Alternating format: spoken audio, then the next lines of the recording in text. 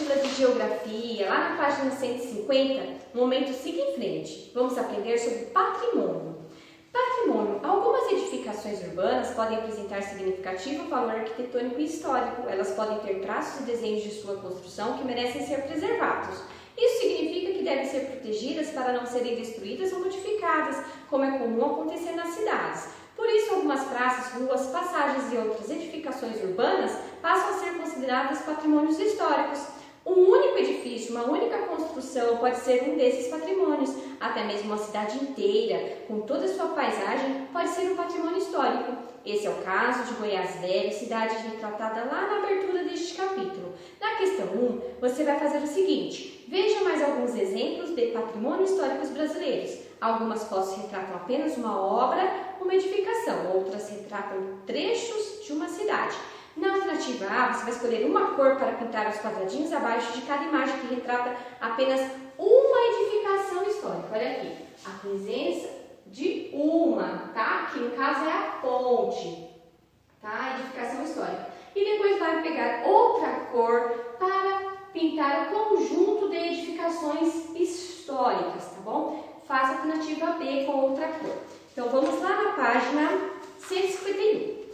Na nossa cidade de Suzano, existe alguma edificação considerada patrimônio histórico? Sim, muito bem, olha só, o patrimônio histórico de Suzano, a igreja do Baruel. Vamos aprender um pouquinho mais sobre qual era a função no passado e qual é hoje? Muito bem. Vamos lá. O entorno da praça apresenta importância histórica ao município, sendo o berço do povoamento durante a época colonial e o marco zero de Suzano, onde a cidade se originou antes da expansão ferroviária no início do século XX. A igreja de Nossa Senhora da Piedade, igreja do Baruel, edificada no século XVII e reconstruída em 1916, ainda hoje é protagonista da cultura e tradição dos suzanenses, refletida em mais de 100 anos de história. Muito bem, vamos lá. Olha só na outra questão. Essa edificação está bem preservada? Sim, está bem preservada. Olha só, foi totalmente revitalizada, E é um local que é utilizado com atrações turísticas, E se localiza no distrito de Palmeiras. Muito bom. Vamos continuar o estudo. Pode acontecer de uma edificação não ser modificada, mas adquirir funções diferentes das que tinha no passado. Uma fábrica pode ter se tornado um centro cultural, uma casa pode ter se transformado em museu ou fazenda, pode servir atualmente como hotel. Olha só, que foi o caso desse Largo da Ordem. Muito bem, tá? Centro Histórico de Curitiba, Paraná. No Brasil e em muitos outros países, há leis específicas para proteger edificações com valores históricos, culturais e paisagísticos. Às vezes, todo um bairro ou toda uma cidade merecem ser preservados, O termo específico e oficial utilizado pelo poder público para oficializar a preservação do patrimônio é tombamento. Muito bem. Vamos lá na página 152. Esses elementos da paisagem são testemunhas de uma época de aspectos do passado. No caso brasileiro, essas edificações podem ser heranças da época. Observe a imagem que aparece da estação ferroviária de Paranapiacaba, distrito de Santo André, São Paulo. Em alguns museus encontramos objetos e imagens de nossas cidades, de diferentes épocas, que contam a história desses espaços e mostram suas transformações ao longo dos anos.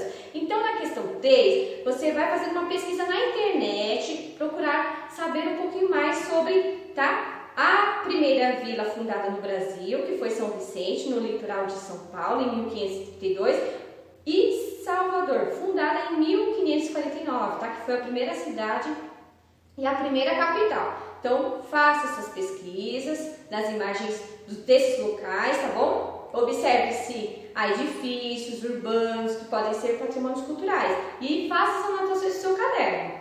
E no momento praticando geografia, você também vai providenciar um mapa ou uma planta de sua cidade. Pode ser de seu bairro, caso sua cidade seja muito grande, tá bom? E assinale nele os pontos de interesse público que poderiam ser considerados patrimônios históricos. Então, faça uma pesquisa do mapa cultural da cidade de Suzano e identifique nele os pontos turísticos e históricos.